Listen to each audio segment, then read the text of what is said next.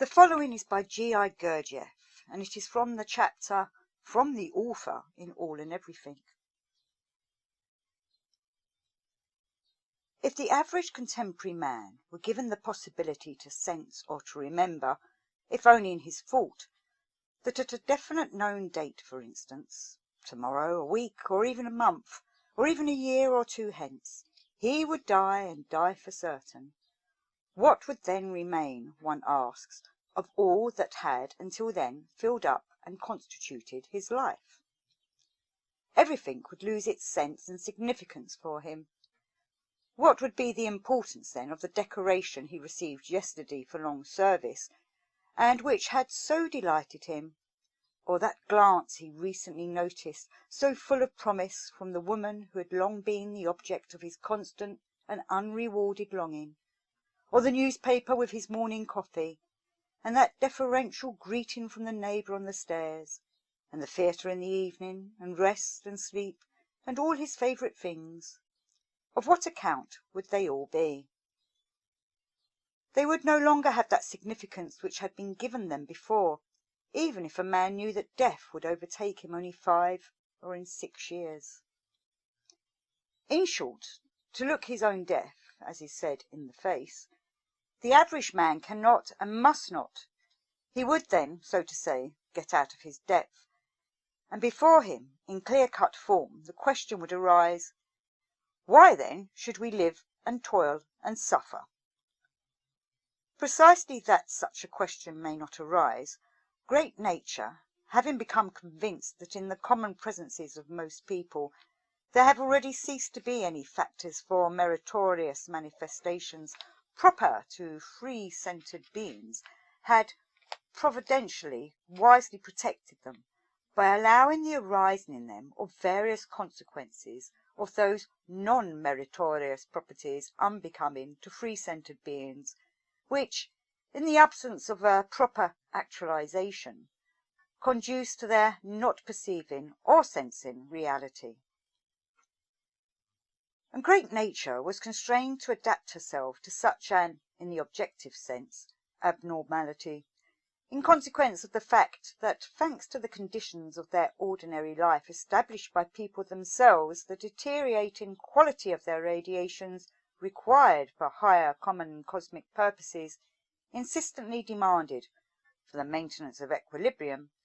an increase of the quantity of the arising and existence of these lives. Whereupon it follows that life in general is given to people not for themselves, but that this life is necessary for the said higher cosmic purposes, in consequence of which great nature watches over this life, so that it may flow in a more or less tolerable form, and takes care that it should not prematurely cease. Do not we, people, ourselves, also feed, watch over, look after, and make the lives of our sheep and pigs as comfortable as possible? Do we do all this because we value their lives for the sake of their lives? No, we do all this in order to slaughter them one fine day, and to obtain the meat we require with as much fat as possible. In the same way, nature takes all measures to ensure that we shall live without seeing the terror, and that we should not hang ourselves but live long, and then, when we are required, she slaughters us.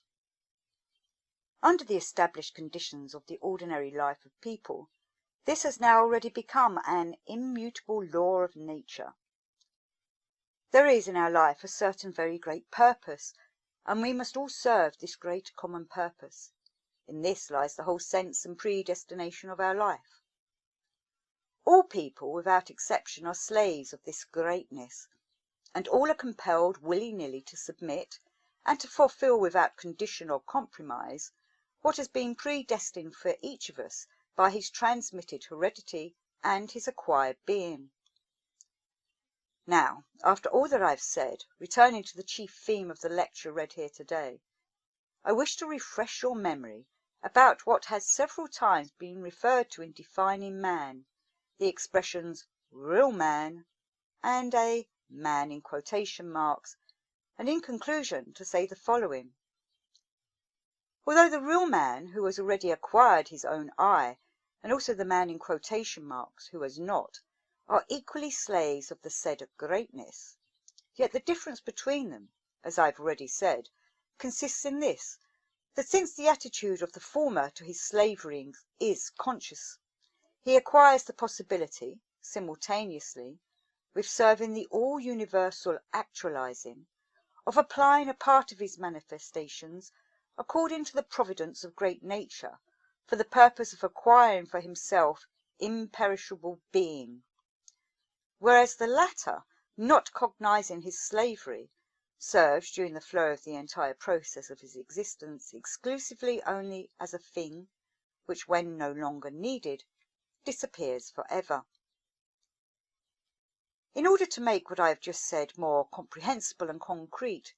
it will be useful if we compare human life in general to a large river which rises from various sources and flows on the surface of our planet, and the life of any given man to one of the drops of water composing this river of life. This river at first flows as a whole along a comparatively level valley, and at that place where nature has particularly undergone what is called a cataclysm not according to law, it is divided into two separate streams, or, as it is also said, there occurs in this river a dividing of the waters. All the water of one stream, soon after passing this place, flows into a still more level valley, and with no surrounding what is called majestic and picturesque scenery to hinder it, ultimately flows into the vast ocean. The second stream, continuing its flow over places formed by the consequences of the said cataclysm not according to law, ultimately falls into crevices in the earth, themselves also consequences of the same cataclysm, and seeps into the very depths of the earth. Although after the branching of the waters of both these streams flow further independently and no longer mingle, yet along the whole extent of their further course they frequently approach so near each other that all the results engendered from the process of their flowing blend, and even at great times during great atmospheric phenomena such as storms, winds, and so on, splashes of water or even separate drops pass from one stream into the other. Individually, the life of every man up to his reaching responsible age corresponds to a drop of water in the initial flow of the river, and the place where the dividing of the waters occurs corresponds to the time when he attains adulthood. After this branching, any considerable subsequent movement, according to law, both of this river as well as of any of the small details of this movement for the actualization of the predetermined destination of the whole river, applies equally to every separate drop, just in so far as the given drop is in the general totality of this river. For the drop itself, all its own displacements, directions, and states caused by the differences of its position, by its various accidentally arisen surrounding conditions, and by the accelerated or retarded tempo of its movement, have always a totally accidental character. For the drops there is not a separate predetermination of their personal fate. A predetermined fate is for the whole river only. At the beginning of the flow of the river, the lives of drops are here one moment, there the next moment, and a moment later they might not at all be as they are, but splashed out of the river and evaporated. And so when, on account of the unbecoming life of people, great nature was constrained to engender the corresponding in their common presences, then from that time on it was so established for the purposes of the common actualizing of everything existing, that human life in general on the earth should flow in two streams,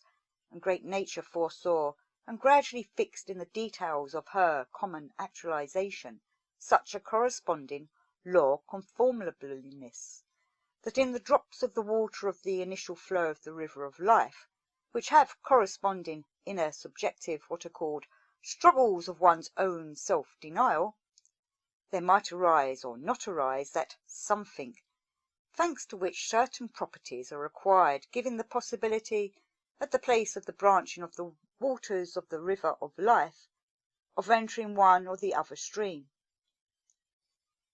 This something, which in the common presence of a drop of water is a factor actualizing in it the property corresponding to one or another of the streams, is in the common presence of each man who attains responsible age that I which was referred to in today's lecture. A man who has in his common presence his own I enters one of the streams of the river of life, and the man who has not enters the other. The subsequent fate of any drop in the general river of life is determined at the dividing of the waters according to the stream the drop happens to enter. And it is determined, as has already been said, by the fact that one of these two streams ultimately empties itself into the ocean, that is, into that sphere of general nature which often has what is called repeated reciprocal exchange of substances between various great cosmic concentrations, through the processes of what is called Pokhadal Isjana, a part of which process, by the way, contemporary people name cyclone, in consequence of which this drop of water has the possibility to evolve as it is to the next higher concentration. And at the end of the flow of the other stream, as has already been said, into the crevices of the earth's nether regions, where it participates in the continuous process called involuntary construction, which proceeds within the planet, it is transformed into steam and distributed into corresponding spheres of new arisings. After the branching of the waters, great and small successive law conformableness and details for the outer movement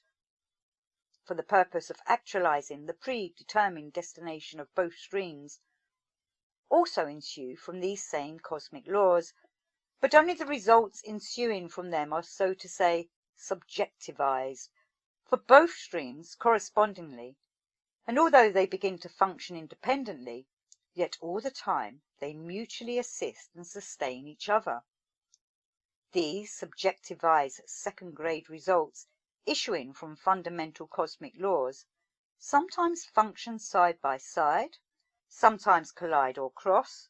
but never mix. The actions of these subjectivized second-grade results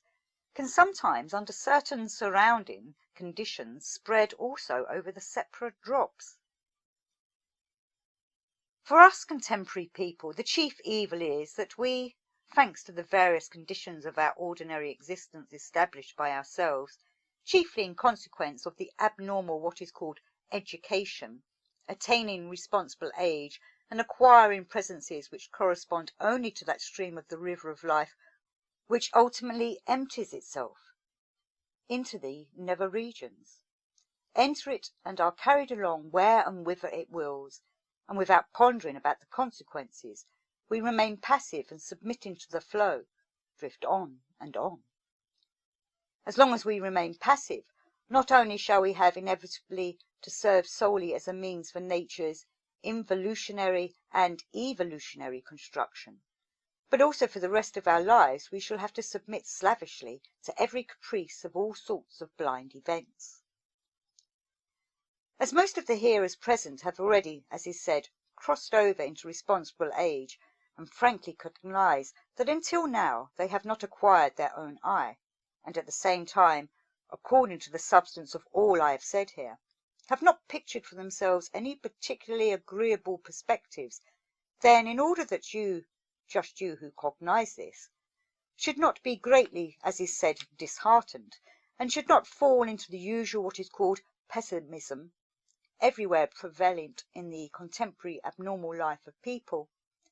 I say quite frankly, without any arare pensi, that according to my convictions, which have been formed thanks to long years of investigation strengthened by numerous quite exceptionally conducted experiments, on the results of which are based the Institute for the Harmonious Development of Man,